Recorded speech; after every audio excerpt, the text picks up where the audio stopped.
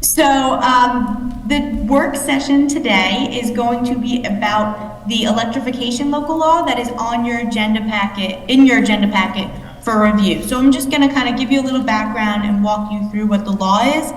To help, I made a PowerPoint so you don't have to look at my face the whole time. Can everyone see that okay? I can see it on your screen. Awesome. So we refer to this local law as the all-electric building law. And you'll get a feel for why we'll call it that. But I wanted to give you a little background, about kind of where this came from. Now, New York has taken some pretty big actions recently to focus in on our goals to address climate change. So in July 18th, 2019, New York adopted the Climate Leadership and Community Protection Act. In November of 2021, New York voters approved the Green Amendment. And then on December 19th, 2022, the New York State Climate Action Council adopted its final scoping plan to advance New York's national leading climate goals established by the Climate Leadership and Community Protection Act. So just a little background about what happened most recently in December. The New York State Climate Action Council adopted its final scoping plan to reduce New York's greenhouse gas emissions by 40% by 2030 and no less than 85% by 2050. The final scoping plan recommends that by 2050, 85% of homes and commercial buildings are going to be electrified with energy-efficient heat pumps and thermal energy networks that encourage the state and municipalities to promote local laws to achieve this electrification. They refer to these laws as zero emission codes and standards, and they also encourage energy benchmarking for buildings. So all that happened, and the City Council wanted to explore what its options were and what might the law look like. Now, I think it's important to be aware of some things that are in the pipeline that could happen simultaneously. We have the governor's budget proposal that just came out. In her budget proposal, it includes a requirement that the installation of fossil fuel equipment and building systems in any new one-family residential building of any height or new multifamily residential building not more than 3 stories in height shall be prohibited on or after December 31st, 2025. The installation of fossil fuel equipment and building systems in any new multifamily residential building more than 3 stories in height or new commercial building shall be prohibited on or after December 31st, 2028. There's also separate legislation proposed that provides that the State Energy Conservation Construction Code, or just the Energy Code, shall prohibit infrastructure, building systems, or equipment used for the combustion of fossil fuels in new construction statewide no later than December 31st, 2023, if the building is less than 7 stories, and July 1st, 2027, if the building is 7 stories or more. These pieces of legislation, they do include exemptions. So for the state budget proposal, exemptions include exemptions for generation of emergency backup power, anything in a manufactured home, or anything in a building or part of a building that is used as a manufacturing facility, commercial food establishment, laboratory, laundromat, hospital, or other medical facility, critical infrastructure such as backup power from wastewater treatment facilities or crematoriums. In the bill that we have pending, it says that notwithstanding the provisions of the legislation, the Building Code Council may exempt systems for emergency backup power or buildings specifically designated for occupancy by a commercial food establishment, laboratory, laundromat, hospital, or crematorium. So similar exemptions in both the governor's bill and the proposed legislation. So with that in mind, let's talk about what we have going on in Beacon. on February 6, 2023, after several workshop meetings, the City Council of the City of Beacon introduced a proposed local law to create Chapter 106, Article 5 of the Code of the City of Beacon entitled All Electric Buildings, to require electrification of new residential and commercial buildings. The purpose of this legislation is to establish a local energy code supplement for all new construction and major renovation to reduce greenhouse gas emissions, mitigate the effect of global climate change, advance the clean energy economy, promote the public health, safety, and general welfare, and protect and secure an individual's right to a healthy environment as is required under the Green Amendment. The goal is to eliminate obsolete natural gas infrastructure and associated greenhouse gas emissions in new buildings where all electric infrastructure can be most practically integrated to reduce environmental and health hazards produced by the consumption and transportation of natural gas. So where do we get the authority to adopt this local law? Well, Section 11-109 of the New York State Energy Law, and subject to the provisions and requirements of that section, the City of Beacon is allowed to adopt a local energy conservation construction code that is more stringent than the Energy Conservation Construction Code of the State of New York. So the energy code for the state at this time does not require electrification. So the standards proposed in our legislation that you have before you tonight are more stringent than what the energy code says. But that's okay. We will have to send the law up for review. Anytime you're adopting a standard that's more stringent under this provision of 11-109, we will have to get sign off from the state that this is okay. We also argue that the city has the authority to adopt this type of law based on the Green Amendment, which was adopted as Article 1, Section 19 of the New York State Constitution, which guarantees each person's right to clean air and water and a healthier environment. So with the energy code in place and the Green Amendment in place, we feel that we really have solid ground to move forward with this local law. Now, I also think it's interesting to note that we're not alone in this. In December of 2021, the New York City Council passed legislation to phase out fossil fuels out of new construction starting in 2024. So the New York City law means that new buildings, with few exceptions, will be all electric and emit less carbon, all while improving local air quality and making occupants more comfortable. So effectively advance fossil fuel systems in new buildings and renovated ones, pushing to make all new buildings completely electric, similar to what Beacon's doing. The New York City law affects everything from how the building is heated to the kind of stoves that will be in apartments. The requirements are going to be phased in, with new low-rise buildings being required to comply by 2024, schools required to comply in 2025, and larger buildings to comply by 2027. The law covers almost all new construction and renovation, with exceptions for manufacturing, hospitals, and restaurants.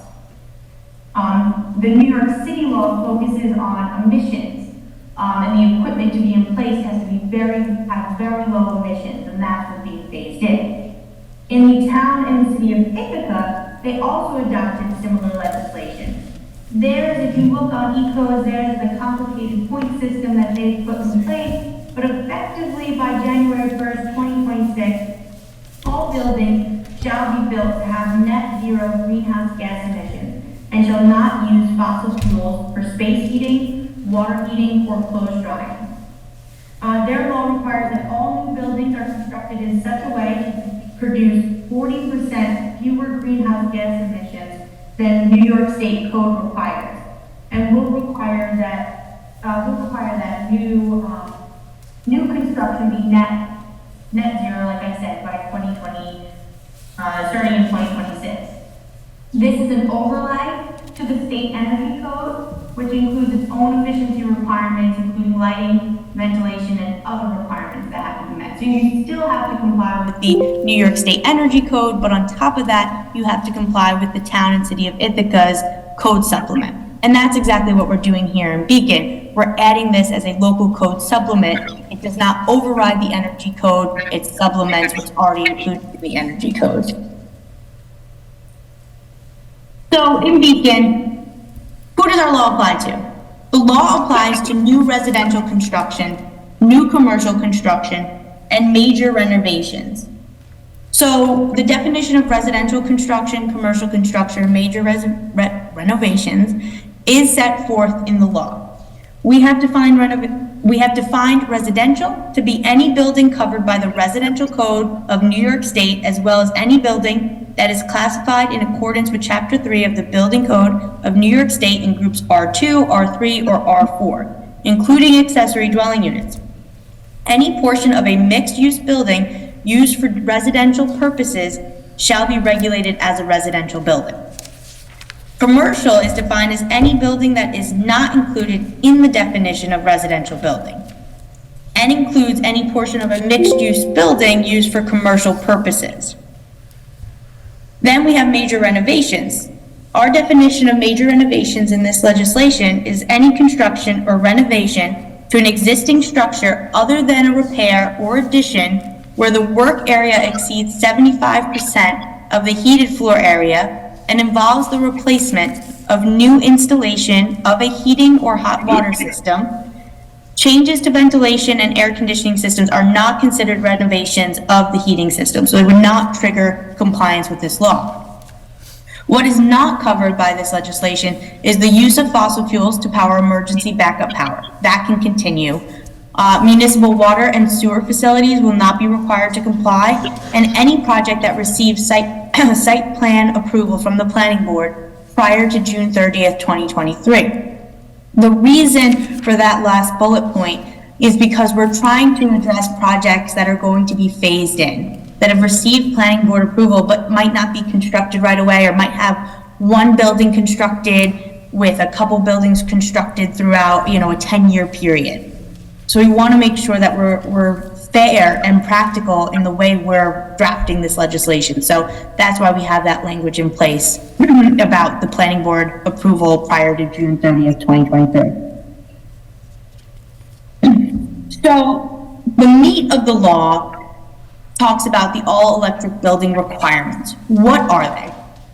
So what we said was effective on January 1st, 2024, no building permit application shall be accepted by the building department, and no building permit issued for new construction or major renovations of residential buildings which require the use of fossil fuels to power any equipment or building systems therein, including space heating, water heating, cooking, and clothes drying.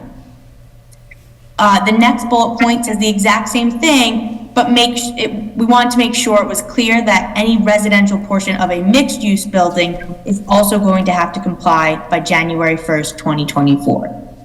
The third bullet point says, effective on January 1st, 2027, no building permit application shall be accepted by the building department and no building permit issued for new construction or major renovations of commercial buildings, which require the use of fossil fuels to power any equipment or building systems therein, including space heating, water heating, cooking, and clothes drying. And again, the last bullet point says the same thing, but with respect to the portion of a mixed-use building used for commercial purposes. Now, we understand that it might not be practical for everybody to comply. There are going to be issues, and we might not even be able to predict what those issues are going to be. So the law incorporates a hardship exemption. And so under the hardship exemption, an applicant whose building permit application has been denied may apply to the Zoning Board of Appeals for a hardship exemption and obtain relief from the all-electric building requirements. To obtain a certificate of hardship, an applicant must prove the existence of a hardship by establishing that compliance with this article, compliance with the requirements of the law, are financially, technically, or physically infeasible. Now, the Zoning Board of Appeals will have a public hearing. They'll will evaluate the evidence presented to them, and the applicant will have to, show and prove that this hardship exists and put forth evidence to the Zoning Board of Appeals demonstrating that. But the public and the applicant will both be provided an opportunity to speak on this hardship exemption request. So tonight you have the law before you for consideration. I know you're probably thinking, well, what does the City Council want you to do? Well, some of the questions that have come up that you should consider is, how should mixed uses be handled? Throughout this process, we've changed it a little bit. Originally, mixed uses were all going to be handled the same as commercial uses with that later compliance date.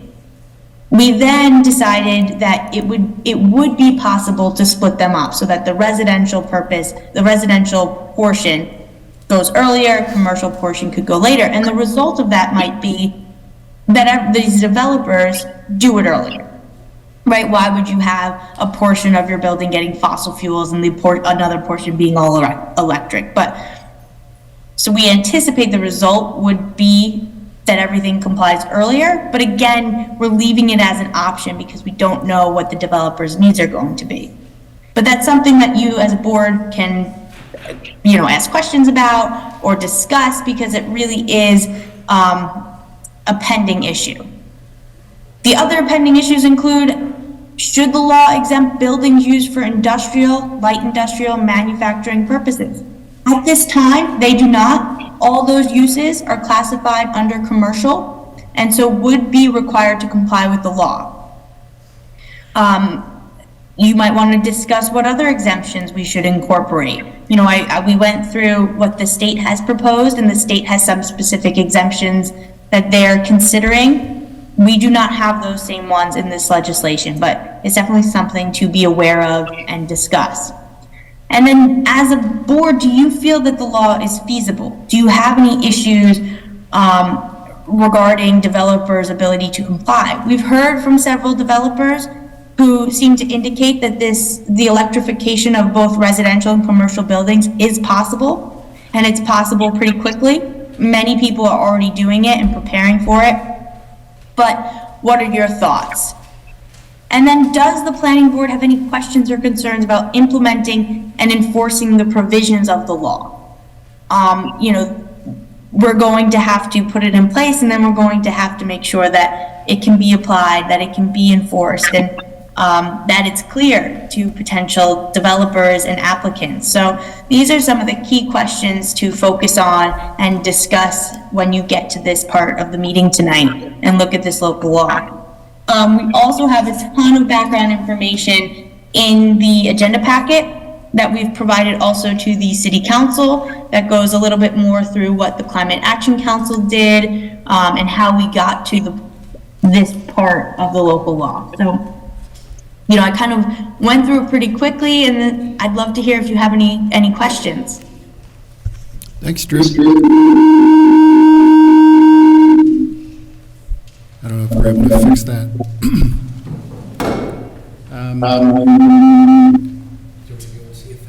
Yeah, if you don't mind. Yeah, I'm sure we'll have a lot more questions when we get to this part of the meeting toward the end. I appreciate the very thorough review.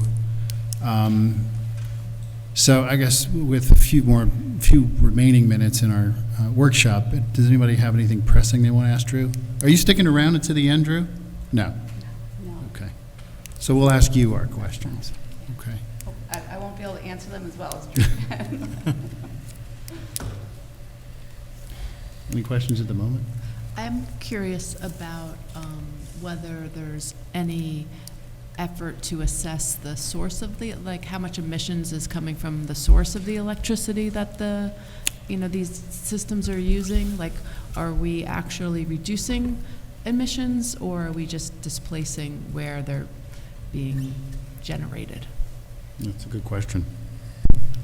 I'm not sure Drew can hear us. He can't.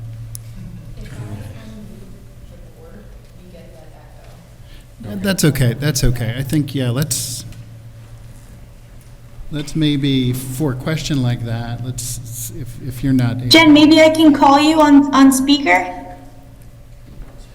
Or what we can do is, if I can't answer the question, and Let's frankly, submit I don't know the it answer to Drew that in writing. question, Yeah. then we can do that, or that can be a question back to the city council. If you're ready to issue comments back to the city council on this, that can be Fair. that you're concerned that this is just displacing emissions and not actually reducing. Yeah. That in the local law. before it Yeah, moves forward. so let's do this. that's what we can do. Let's excuse Drew. Thank you very much. And then when we come to the latter part of the meeting, we'll share out our questions and we'll have the conversation amongst ourselves.